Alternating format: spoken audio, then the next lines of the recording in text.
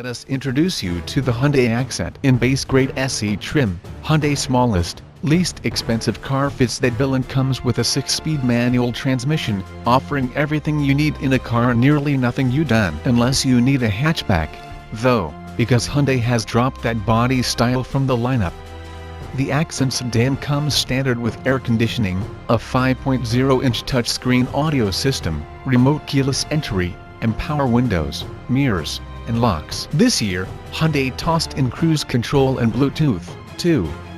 Both were optional before. Those extra items pushed the price north by a mere $250 over last year model, to $15,880. The biggest change, though, is that the 2018 Accent is all new. New Accent, who dis? The wheelbase has grown by 0.4 inch. And the bumpers are 0.6 inch farther apart. Next to small increases in legroom front and rear and a smidge extra headroom for rear seat passengers, the biggest improvement is to the Accent looks. The Hyundai now sports normal size car proportions without the stubby, bubble top appearance that afflicted its predecessor and many other small sedans. With its new hexagonal grille and more streamlined headlights and taillights, it almost could be an embryonic Sonata. The Accent suspension again consists of front struts and a torsion-beam rear axle, although both bolt to a stiffer body that exhibits better isolation from wind and road noise. Hyundai lost 7 horsepower and 4 lb-ft of torque from the largely carryover 1.6-liter inline-four in an effort to enhance its flexibility throughout the rev range,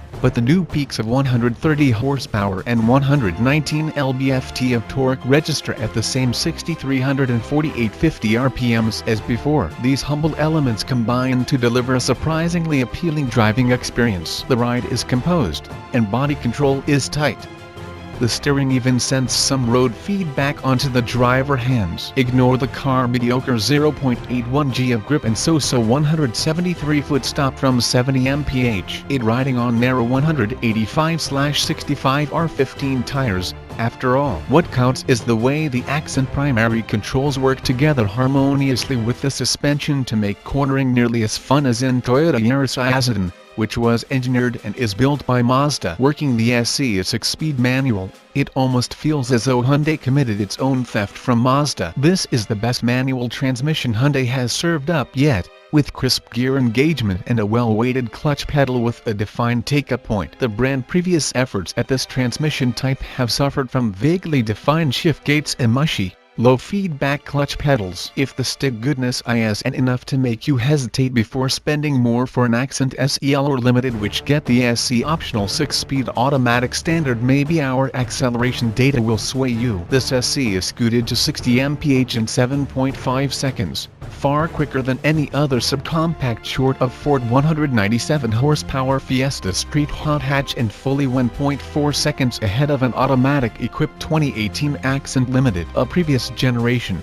stick-shift Accent hatchback we tested in 2016 was 1.1 seconds slower. A shorter final drive ratio than last year's car likely improved the off-the-line performance. The change shortens the overall reductions in first through fifth gears, which also seems to do more to improve the Accent tractability than the engine tweaks Hyundai employed. We did notice that the engine feels smoother than before, and its tones could be considered dulcet for the class. Fuel economy is, predictably, a strong suit.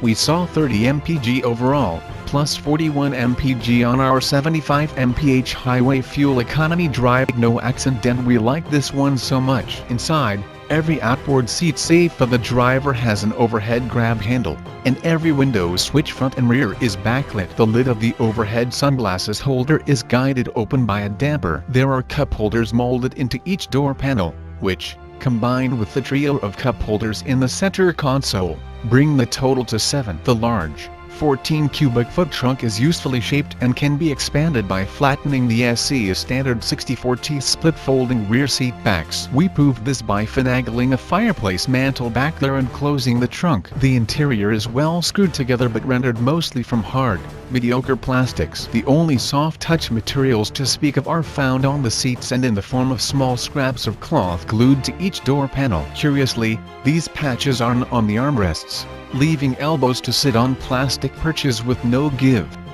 This is par for the course at the SE price point, less so at the higher floors on which the Accent SEL and Limited models sit. Indeed, Stepping up the accent trim level ladder adds a few extra goodies into the same interior while raising the price to one size up. Compact car levels. The SEL gains rear disc brakes in place of drums, a second USB port, 15-inch aluminum wheels, and this is its sole worthwhile upgrade, a larger 7.0-inch touchscreen with Apple CarPlay and Android Auto. The Limited, priced solidly in Elantra territory, adds 17-inch aluminum wheels that firm up the accent ride, automatic climate control, heated front seats, a color gauge cluster display. The SE and SEL use an easy-to-read white on black screen, and forward collision warning with automated emergency braking. Given the SE essentials and essential goodness, as well as the budget-friendly appeal inherent to subcompacts in general, we see little reason to explore the more expensive accents. Among small cars with genuine appeal,